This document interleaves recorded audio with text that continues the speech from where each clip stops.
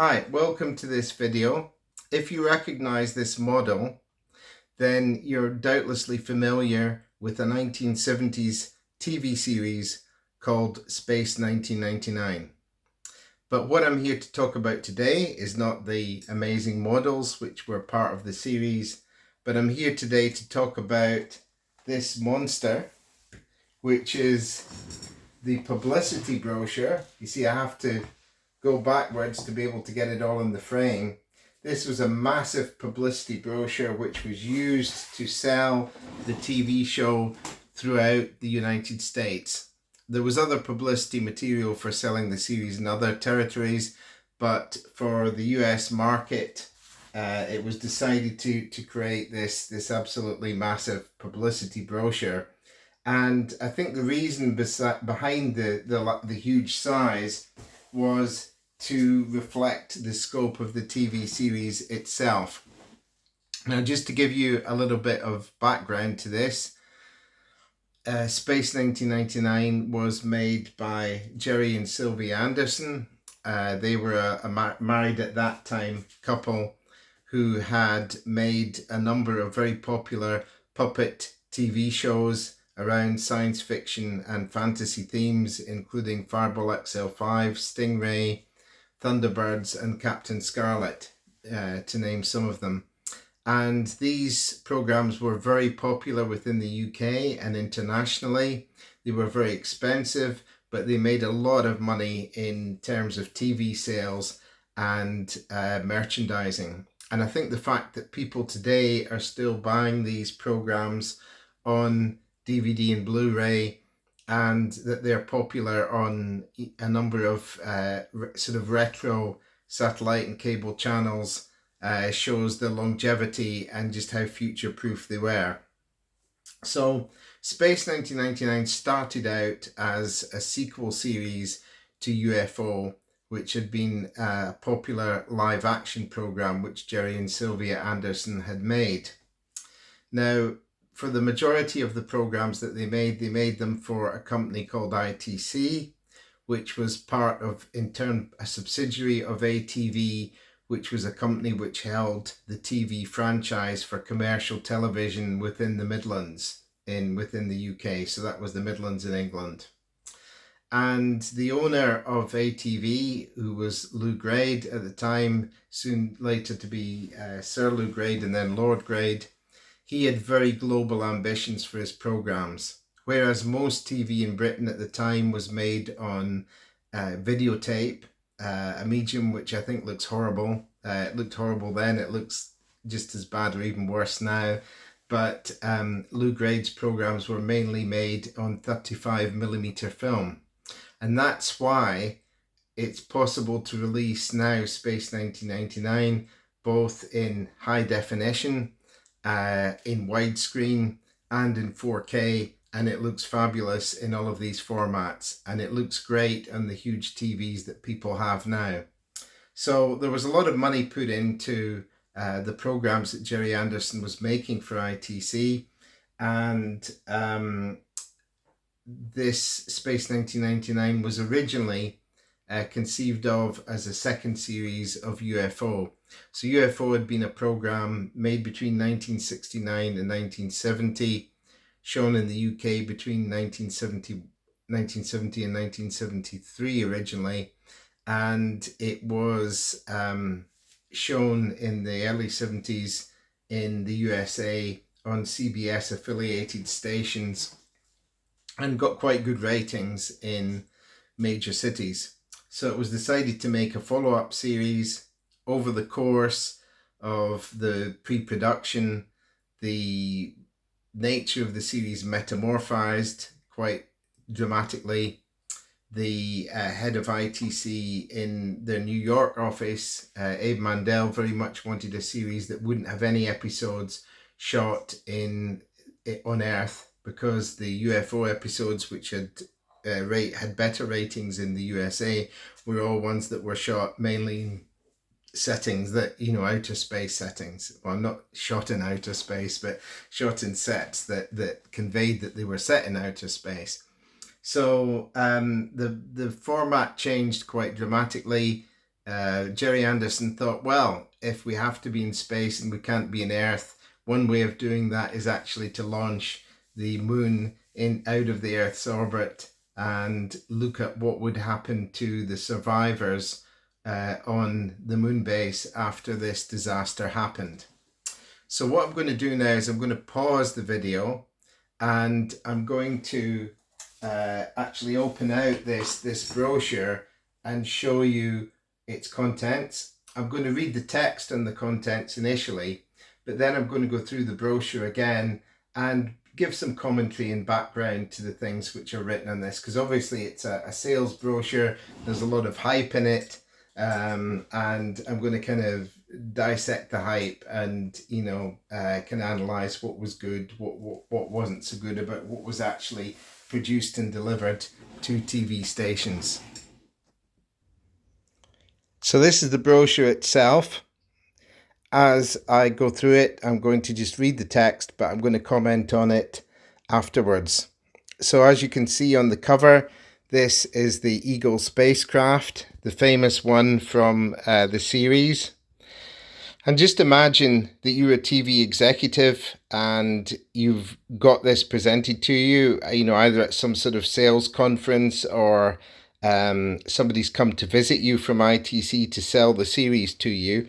I think there was actually a version of this which was bound into a book that was made of solid gold.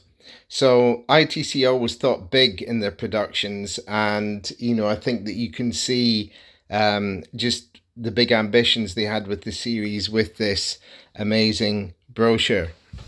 So you open the brochure up and you've got this initial spread here. So I'm just going to show you, going to zoom in on these pictures. You can see the spectacular set that they had for the command center within Moonbase.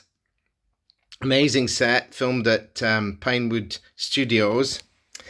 And here is a couple of spacecraft photos, one of the Eagle transporter, one of an alien spacecraft, and it's in the hangar on Moonbase Alpha in this picture.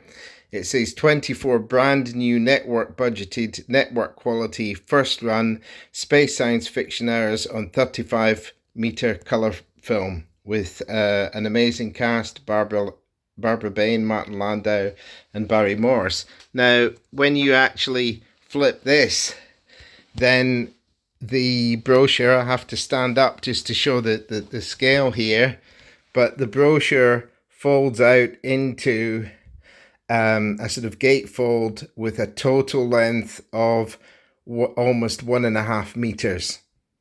So that is an amazing size, and it shows this amazing shot of the Moonbase Alpha and a launch pad there.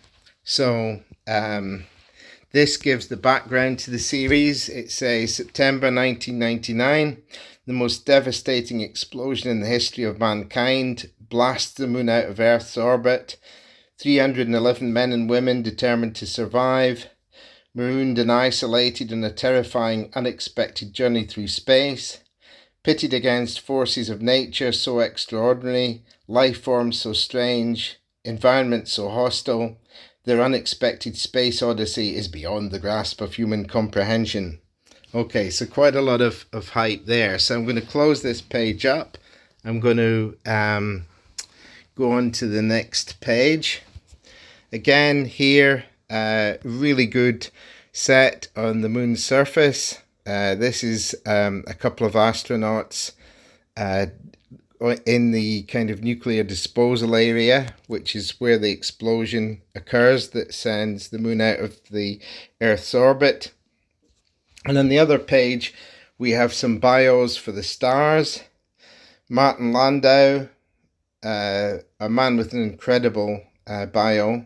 Barbara Bain, the only actress in TV to win an Emmy Award 3 years in a row as Best Actress, and Barry Morse, who was famous in the TV series where he co-starred with David Janssen, which was called The Fugitive, which was a very successful series internationally. So we turn over. Here's a picture of Barry Morse working on some sort of scientific experiment. We've got a couple of action shots here, obviously things not going well for members of the Moonbase Alpha crew. It says custom made for American television.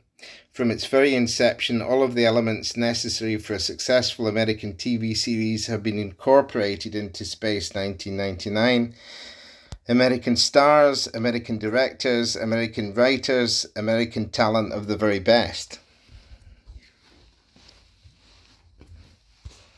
Here we've got another spectacular scene which is looking pretty groovy. It's set on one of the space landscapes that was in the series. So Moonbase Alpha would pass by various planets. The moon would go past various planets, and the members of the Moonbase Alpha would visit these planets to see if they were potentially a new home for them. So it says the $6.5 million series. The budget for each episode is in excess of $275,000. The biggest budget ITC has ever committed in 20 years of production. The biggest budget for a science fiction series in the history of television. So if we go to the next page, we've got Barbara Bain in one of the planet landscapes.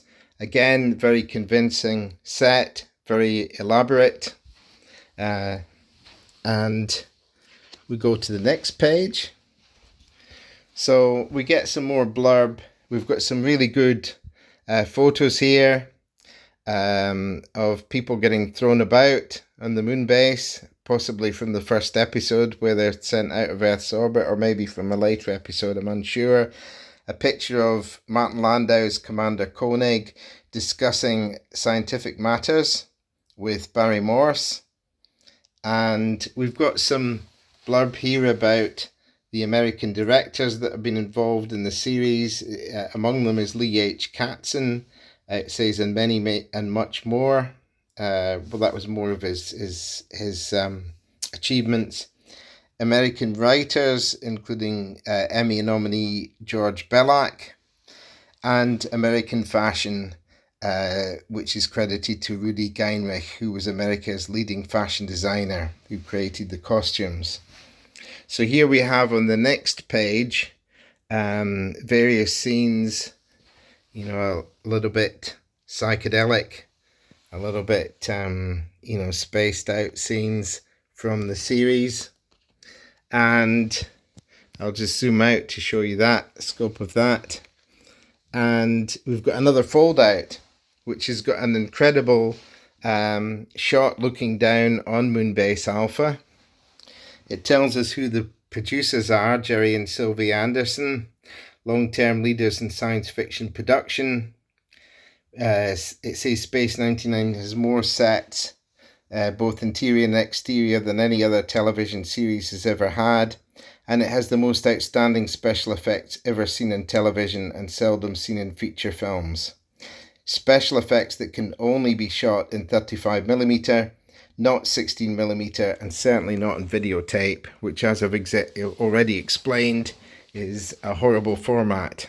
And here we have the gatefold out now again to its full extent of 1.5 meters. So I'm just going to go now to the back page, which has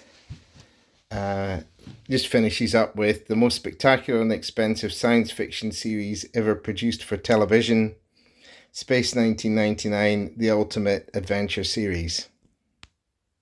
So I'm now going to go through what they've said about the program and kind of just dissect some of the claims that were made for it and whether, or not they were justified. And I'm about to do that.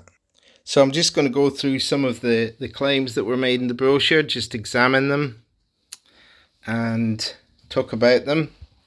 So here we have 24 brand new network quality space science fictioners and 35mm colour film. Absolutely, this was probably, well, definitely the most spectacular TV series, the science fiction TV series that ever been made for television, certainly in terms of visual terms. And yes, it was a human drama. Some of the qualities that the program had at the time wouldn't necessarily have been appreciated fully when it was first shown. I mean, this program was shown at peak viewing time in the UK. In my area, TV area, Scottish Television, the first series was shown twice at peak viewing time and seemed to get good ratings. It wasn't much beloved of critics, however. A lot of people took some cheap shots at it, and I think that reflected the kind of poor regard that critics had for science fiction on television and film at the time. So it wasn't really considered a respectable genre. Space 1999 has a number of kind of metaphysical aspects. At the time, people criticised it for the lack of scientific accuracy, but Jerry Anderson's view was very much that, you know, if you asked people what was possible last century and, you know, gave them examples of things that we knew now, people would probably regard them as fiction and not be very convinced by them. And I would tend to agree with that. So, you know, I think you just have to suspend your disbelief and just enjoy it as a drama. Just to look at the cast, Martin Landau has actually, since he worked in Space 1999, sadly he's no longer with us, but he managed to gain quite an incredible array of awards after he, later in his career. He got 1 Oscar, 2 additional Oscar nominations, a Golden Globe Award, a Screen Actors Guild Award, a nomination for the British Academy Film Award, and has a star on the Hollywood Walk of Fame. He was a multi-talented person. He was a comics artist initially, and he taught acting as well. And, you know, he has an absolutely amazing career. At the time, some people criticised Martin Landau's performance in Space 1999 as being a bit wooden. Now, looking at it in retrospect from our eyes in the 21st century, it comes over as a lot more realistic and understated, maybe, than a lot of the performances which people would have seen in television at the time. And certainly Martin Landau was very invested in the series. He did publicity for it in America, and he was very interested in the program creatively. And so, as I've said already, here we've got Barbara Bain and Barry Morse, both superb cast members. There's not a lot said in this brochure about guest stars. There was some very, very good guest stars in the program, but there isn't much about this. I think the controversial aspect on the following pages is this business about it being custom made for American television, saying that it is American stars, American directors, American writers. Actually, there were very few people involved in Space 1999 who were American, apart from the stars and the people highlighted on the next page. Well, not the next page, a little bit later. That's just telling us what the budget is. So it mentions, in terms of American directors, it mentions Lee H. Katzin. So as far as I know, I think Lee H. Katzin was the only American director in the series. I might be talking complete rubbish about that, but there certainly wasn't many. The main director in the series was Charles Crichton, who's was a very distinguished British director who'd been involved in the British film industry for many years, and I think is a really underestimated and sort of an under-regarded director. I think he's really creative, fantastic guy. He directed Charles Crichton directed a third of, I think about a third of the series, the first series. He directed a lot of episodes anyway. In terms of American writers, what's interesting about Space 1999 in terms of writing is that there was a small group of writers and they worked together a lot. So the writing of Space 1999 was a little bit more like the way American TV series are written now, where you have a team of writers who regularly talk with each other. The standard approach in the UK, and I think in America as well at the time, was just for writers to have a Bible about a series and do their writing independently of each other. But when Space 1999 started filming, there was a lot of things still undecided about what sort of direction the series would take, and this was something which evolved sort of organically with the writers, and also Gerry Anderson and Martin Landau being involved in talking about the scripts and how the concepts developed. George Bellac,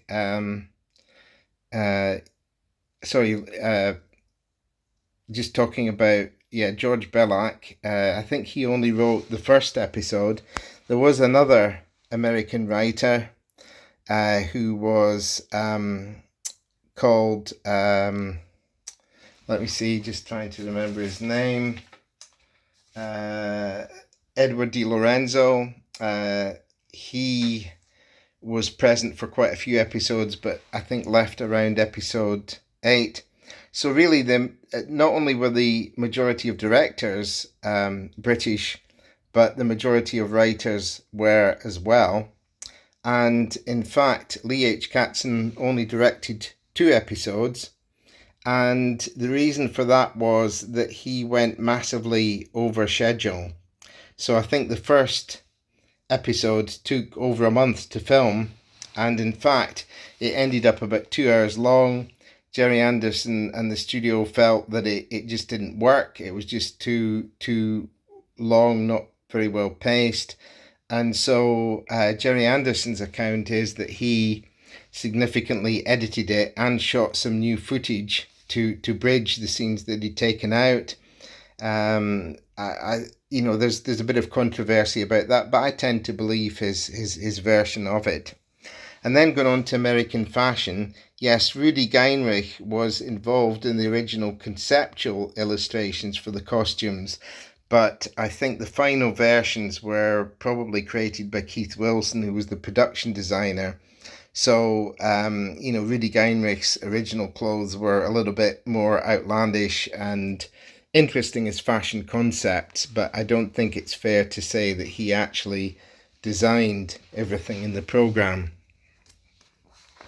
So just going to this fold out again, it mentions all the special effects. Of course, effects were done by Brian Johnson, who went on to be, very famous in the British special effects and international special effects industry, doing the effects for Alien and The Empire Strikes Back, amongst many other films. For a long time, all the giants of the UK special effects industry came out of working with Gerry and Sylvie Anderson. So they had a very, considerable contribution that they made. Now, these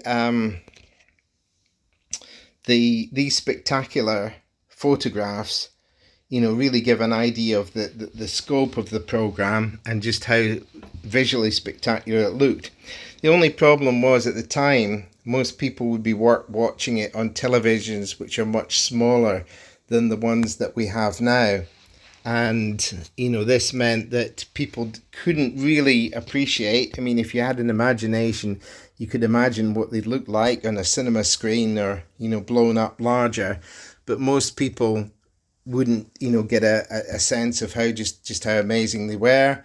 Certainly in my household, we still had a black and white television in 1975. And so what has happened is that over the years, people have appreciated more and more just how spectacular visually Space 1999 was.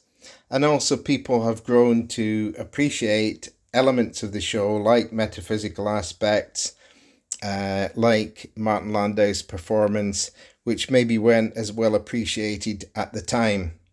Anyway, I think the proof is in the longevity. It's a series which you can still show on television. You could show it on a giant cinema screen and it would look absolutely fantastic. It looks great in 4K.